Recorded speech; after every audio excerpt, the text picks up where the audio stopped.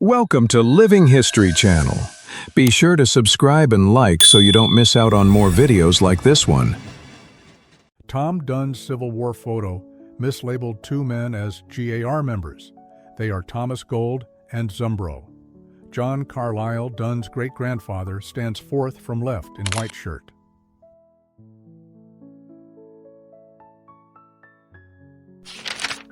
This 1862 photo by Alexander Gardner shows Allan Pinkerton, President Abraham Lincoln, and Major General John A. McClernand at a Union camp near Sharpsburg, Maryland, weeks after the Battle of Antietam. An unidentified black sailor in the U.S. Navy during the Civil War. About 16% of sailors were African American, paid equally, and played vital roles despite prejudice.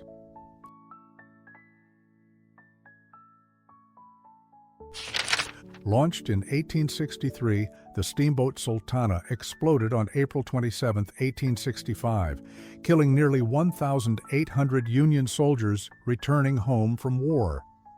Overshadowed by Lincoln's assassination and the end of the Civil War, it became the deadliest maritime disaster in U.S. history, and one of the most forgotten.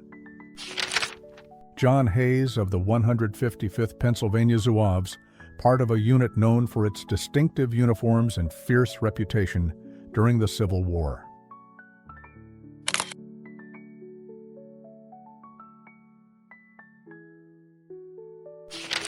In March 1864, the 1st Corps of the Army of the Potomac was dissolved and merged into the 5th Corps. Some soldiers honored their history by combining the old 1st Corps badge with the new 5th Corps' emblem, visible in this image from the Library of Congress. Harper's Weekly illustration showing the capture of Fort McAllister on December 13, 1864. The Union victory opened the way for General Sherman's forces to reach the coast, helping secure Savannah during the final months of the American Civil War. Josiah Sox Brown, my ancestor, fought bravely in the Union Army, was wounded in key battles, served in the Indian campaigns, earned medals, and retired with honor.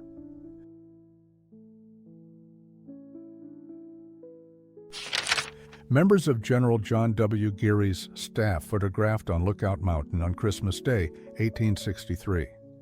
Taken during the American Civil War, the image captures a quiet moment of pause amid one of the conflict's most strategic locations. Just outside Washington, D.C., a glimpse of life and landscapes surrounding the nation's capital during the Civil War era.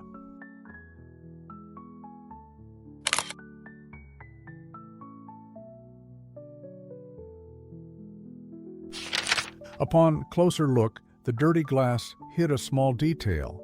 She was holding something in her right hand, only visible once the case was opened.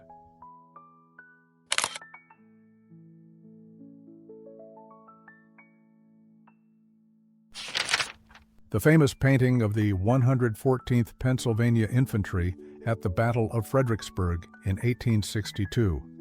Known as Collis's Zouaves, the regiment's distinctive uniforms made them one of the most recognizable units of the Civil War.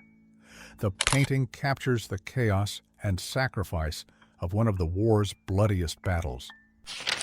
Soldiers of the Army of the Potomac stand beside a pontoon bridge on the Hazel River near Welfords, Ford, Virginia, March 1864.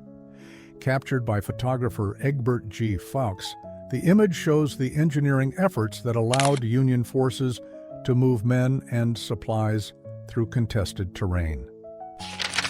An oil painting by Major Samuel Henry Lockett, chief engineer of Vicksburg's defenses, depicts the daring running of the Vicksburg batteries on April 16, 1863.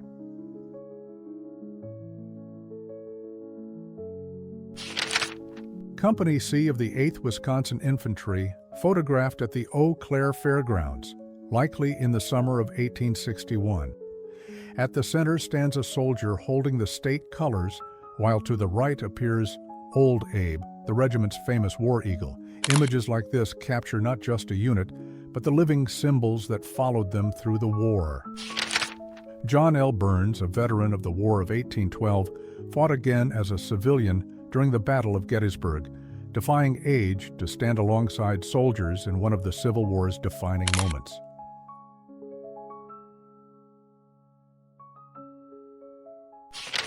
Federal vessels in Charleston, South Carolina, dressed with flags. This detail is from a larger historic photograph capturing naval presence during the Civil War.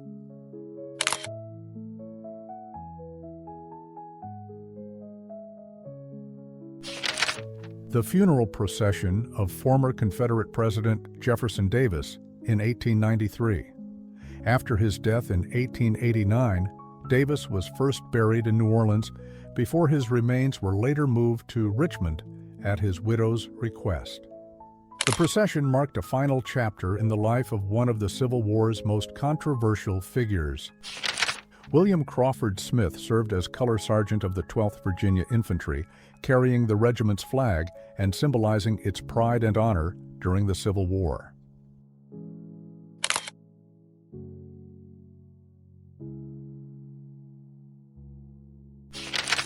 Confederate and Union veterans captured in this historic image from the Library of Congress, prints and photographs, preserving memories of those who served.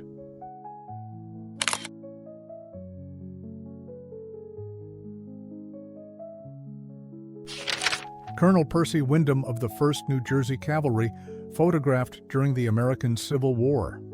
A British-born officer, Wyndham served briefly in the Union Army before resigning amid controversy, leaving behind a career as complex as the war itself. The monument to Confederate General Thomas J. Stonewall Jackson was dedicated near Chancellorsville on June 13, 1888, with prominent Virginia leaders attending the ceremony.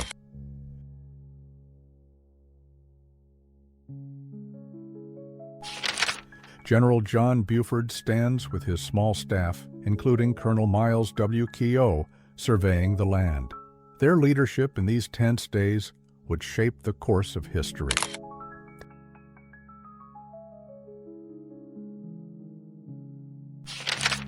A 30th Pennsylvania Emergency Militia soldier stands alert beside the 26th PA Monument at Gettysburg, evoking Private Joseph L. Gilbert and the young militiamen of the campaign.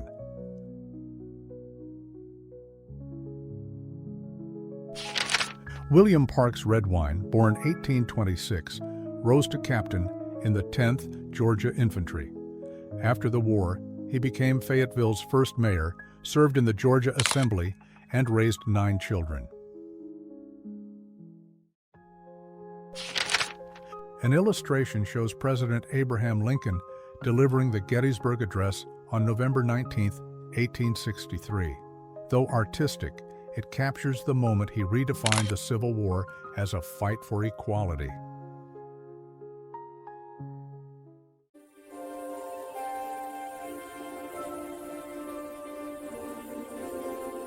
The Confederate ironclad CSS Albemarle dominated the Roanoke River until Lieutenant William Cushing sank it with a daring night attack using a picket boat and spar torpedo.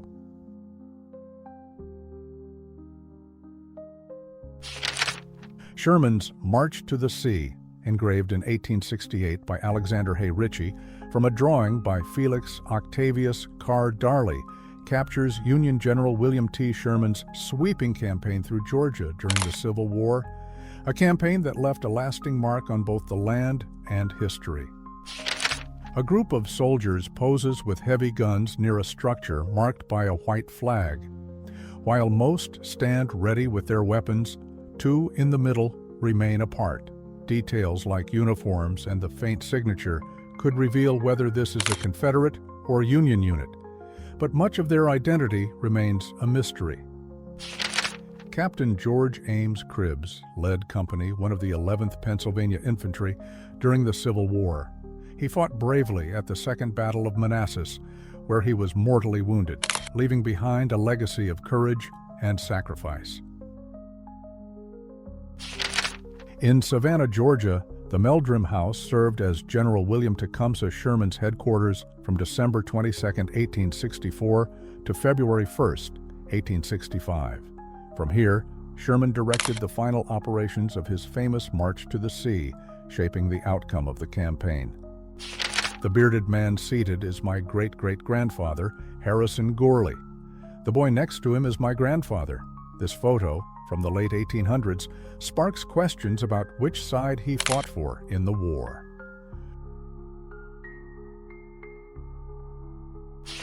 George Billings of the 8th NY Heavy Artillery fought at Cold Harbor and the Wilderness. After the war, he settled in Kansas, guided wagon trains, and protected Wild Bill Hickok.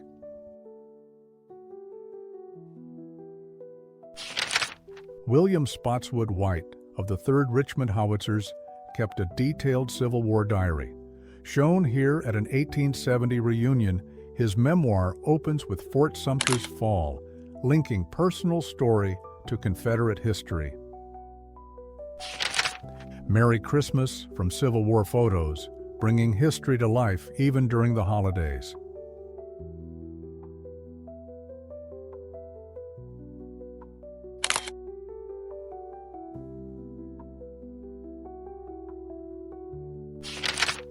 Veteran Isaac Ike Tibbon of the 71st Pennsylvania is photographed at the 50th anniversary of Gettysburg in 1913. Once enemies on the battlefield, Union and Confederate veterans gathered decades later, old and worn, sharing a moment shaped by memory rather than war. A Union soldier returns home on a 30-day Christmas furlough, sharing joyful moments with his family, as Thomas Nast's illustrations capture holiday warmth amid the hardships of war. The first charge at Cold Harbor, a moment marked by courage and devastating losses, would become one of the most infamous assaults of the Civil War.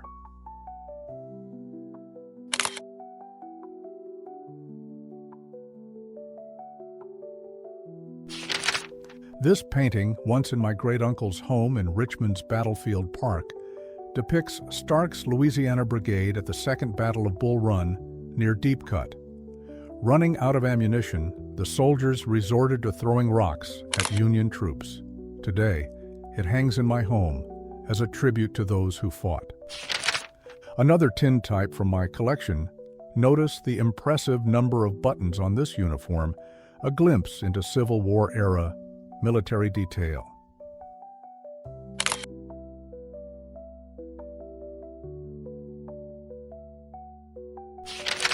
My research explores the Civil War's impact on civilians in the Confederacy, especially South Carolina.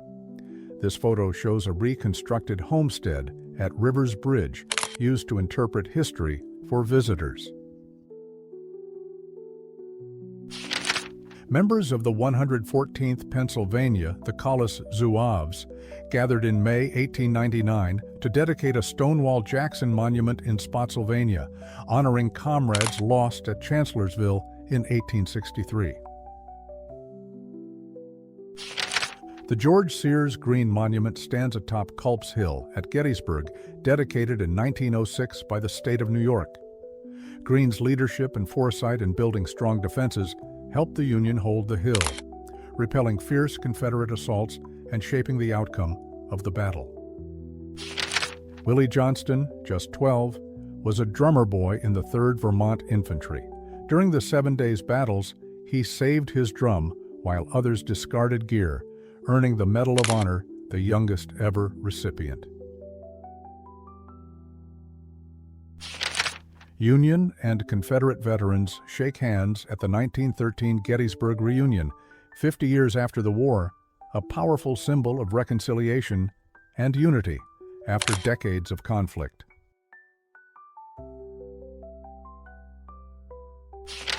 A new member joins in this famous photo from my home area on Lookout Mountain, Tennessee, overlooking the Tennessee River and Chattanooga, a historic view of the Civil War landscape.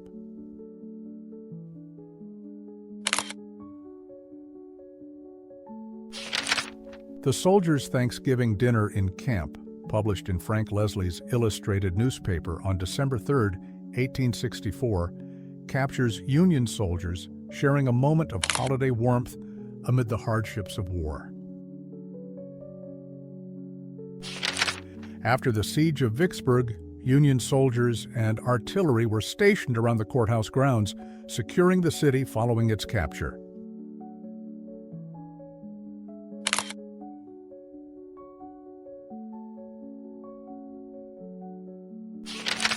This late 19th century chromolithograph shows a variety of Union uniforms from the Civil War, including brightly colored Zouaves from Durier's 5th and Hawkins' 9th New York regiments.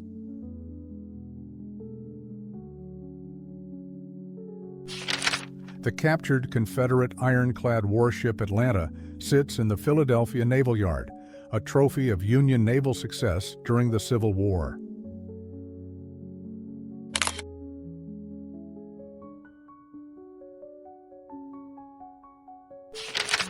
Photographers often suggested poses for their subjects. Here are 3 members of the 128th Pennsylvania, likely photographed together, with fascinating details in each image.